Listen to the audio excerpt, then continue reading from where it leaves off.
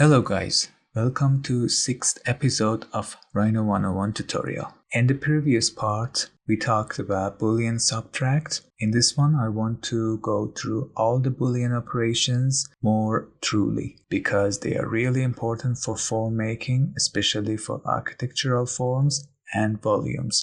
Alright, let's get started. Okay, at first I use these commands for simple boxes so you can understand the concepts better. And after that, we try to use those commands to make our model more precise and better. So I just create two boxes.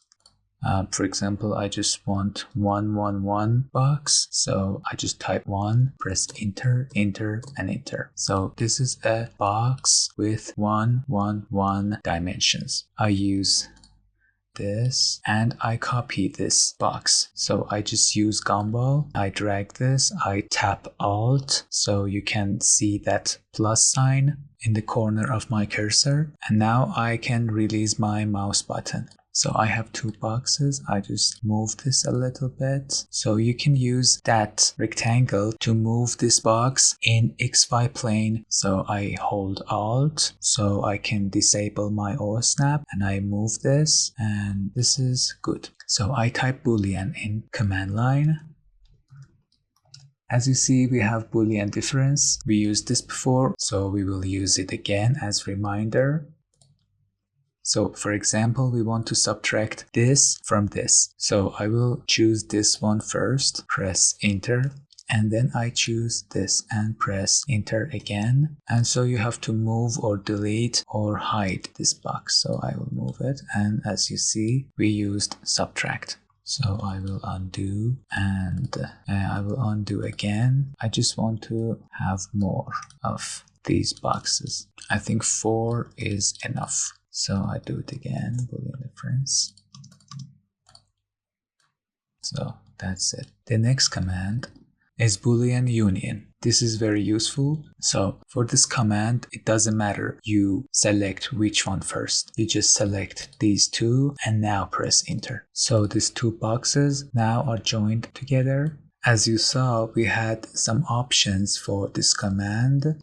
I'll do it again. You see we have merge coplanar faces and we have delete input yes. I suggest you always select delete input yes. I usually choose yes. If you choose no, for example, if I select these, you see we don't have any other forms. But if that is disabled and set to no, now you select these and press enter, you have multiple shapes. This is our merged polysurface. But we also have our boxes. So I just will undo and I will use another Boolean command. The third one is Boolean Intersection. So I can use my mouse to select this or I can just use I. So Boolean Intersection is selected and press enter. Delete input was set to no, so I changed it to yes. And it wants you to select first set of surfaces or polysurfaces. So this is my first set. Press space or enter and select second set and press enter. So this is intersection of two boxes. And you can use this to fill this part. And for example, you can use Boolean Union to complete this box. But delete input was set to no, so I just undo and I do it again. Change it to yes, and we have a box. The other option is merge coplanar faces. If you change this to no, you union these two parts and press enter. These two parts join together and merge together, but these faces are not merged. So you can merge them now with this command, merge all coplanar faces. It means it will merge this with this with this, and these two together. So I will tap enter. So it will merge all coplanar faces in this polysurface. Press enter and it's done. So I just will undo.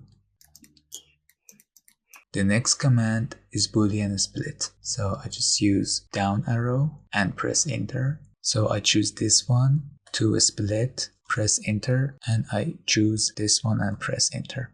As you see, we have our box and we have our other box splitted into two parts, but it didn't remove this extra part, and we can do something with this part later. So I need two more boxes. And I use the last Boolean command, Boolean toObjects. Sometimes you want to do Boolean operation for two objects, but you don't know exactly what command to use. So you can just use this command, Boolean toObjects. So it wants me to select two objects. I choose this and this. So you don't need to press enter for now. It wants me to click to iterate through Boolean results. So I can click here. Now this is union. If I click, this will change to intersection. If I click again, it will change to Boolean subtraction and subtract these with the other one. And if I click again, it will change the setup. If I click again, it is now inverse intersection, and this is new, and I'll show you what is this. If I click again, it is union again. So I want this option, inverse intersection, and now I can press enter. So both of them are distracted and we don't have the central part anymore. Now I want to use these commands for actual modeling. For example, we want to add some parts to our box. I will hide this, and for example, I use L for polyline and I draw a simple rectangle and I move it. So I will add another one here.